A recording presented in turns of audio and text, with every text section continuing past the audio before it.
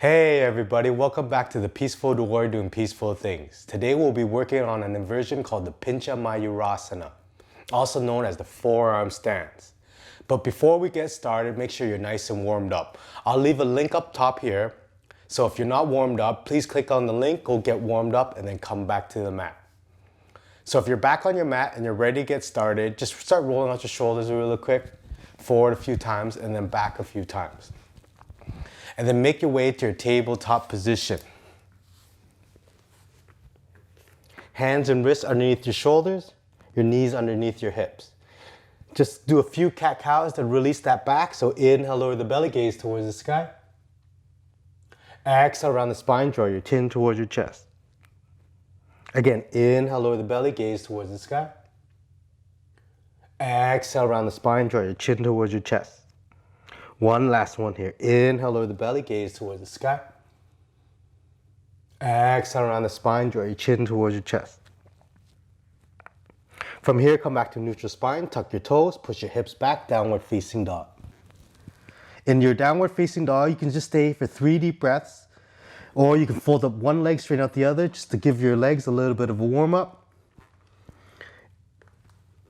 And then you can add hips ways to it if you like, just to loosen up the hips.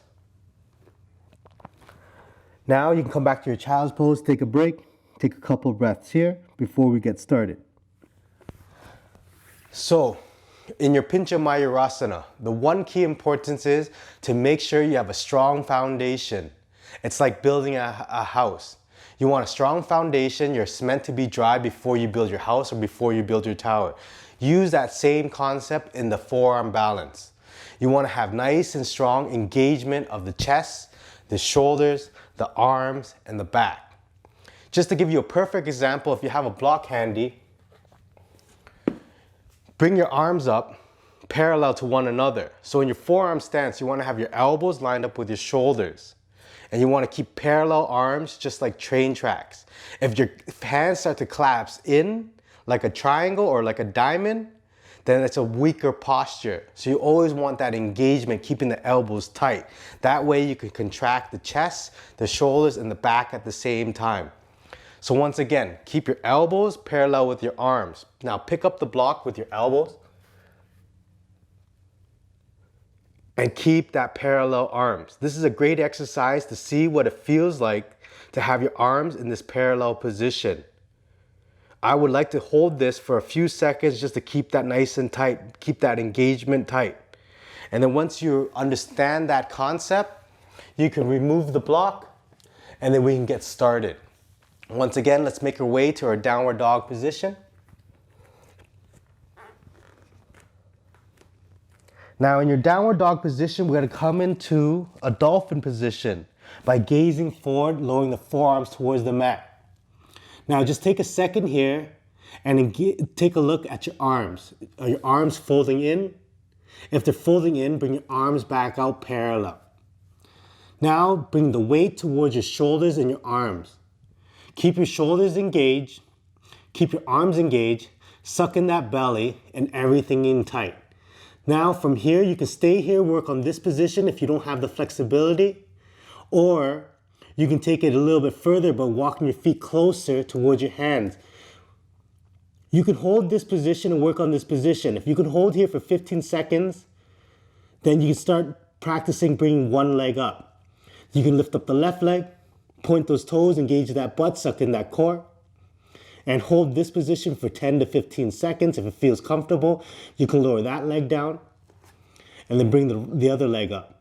Again, squeeze that core, squeeze that butt, point those toes. And then exhale, take a break. Child's pose. So once again, those are the first few steps to building up to the Pincha Mayurasana. You want strong foundation, strong engagement of the stomach, the shoulders, the arms, the back, the butt. If those few first stages are nice and comfortable with you, then we can start practicing bringing our legs up over our head. So once again, if you're ready to get started, make your way back to your downward dog. Lower your forearms towards the mat. Keep that parallel arms. Now raise the right leg up or the left leg up, point those toes. From here, you can take a few floats to understand what it feels like to be on your arms for a split second. I would bend up that one knee and take a couple nice hops, but wanting to land softly. So hop up a little bit and then land. Hop up a little bit and land. Again, hop a little bit and land, and then take a break. Now, try that with both sides, your right leg and your left leg. Once that starts feeling comfortable and you start understanding how much weight you're putting onto your arms and your shoulders, then we can come to the next step. The next step is by not letting the second leg meet the front leg, but finding balance. If you don't know what I mean, just take a look. Come back to your downward dog. Lower your forearms towards the mat. So if I raise my first leg up, that would be leg one, this one right here. And my leg two would be the bottom leg. So if leg two never reaches leg one, you have a better chance of not falling forward. Once again, just take a few hops and find balance. Hop, down, hop, down, hop, and down. So if leg two never reaches up to leg one, you'll never have that fear of falling forward. So you can keep leg two forward, and then you can keep leg one up. Point those toes. Keep stiff balance, suck in that belly, squeeze that core. Gaze forward. Drishti gaze.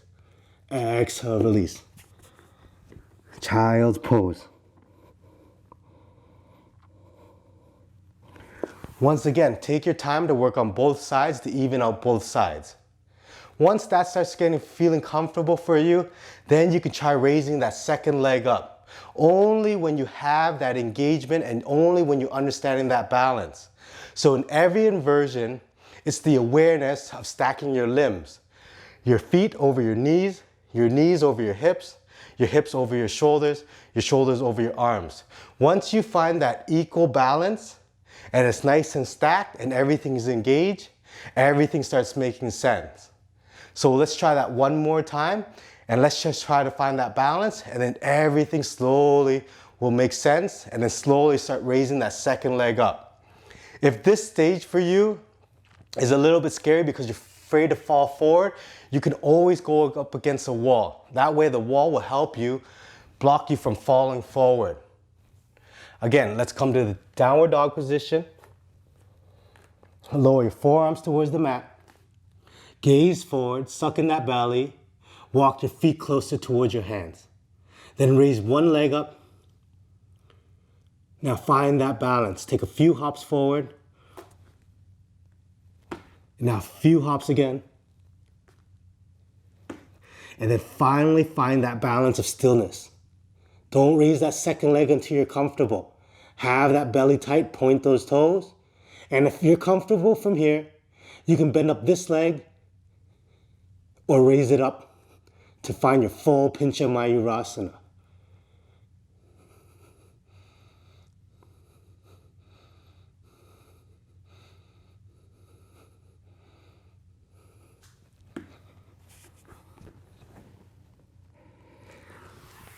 So building your Pincha Mayurasana will take a lot of time, just to bring the awareness and to bring that strength and engagement of your core, your belly, your butt, and your legs. One great exercise to build strength for your Pincha Mayurasana are dolphin push-ups. It helped me build up the shoulder strength, the core strength, and the chest strength. So if you want to know how that works, come back to your downward dog. Lower your forearms towards the mat, look forward, and then we're going to raise up between dolphin and downward dog. Dolphin and downward dog. Dolphin and downward dog. Dolphin, downward dog. Dolphin, downward dog. Child's pose. Take a few breaths here and then gently raise up. So those are my few steps that help me in my process of getting my feet over my head. But once again, it's step by step, and then learning to engage, engage, engage, squeeze, squeeze, squeeze. So we'll do that one more time just for fun. Downward dog. Lower the forearms towards the mat. Gaze forward. Raise up one leg. Hold here. Raise up the other leg. Hold here. Raise up that leg. Take a few hops.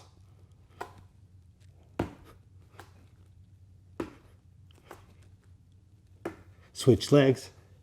Take a few hops.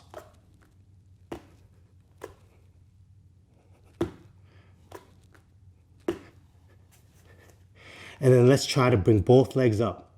But if you're not ready, do not bring leg 2 to meet leg 1. Only if you find that balance and you're comfortable.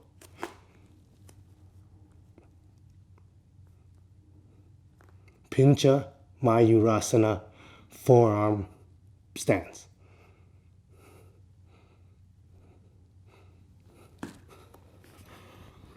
Child's pose, rest.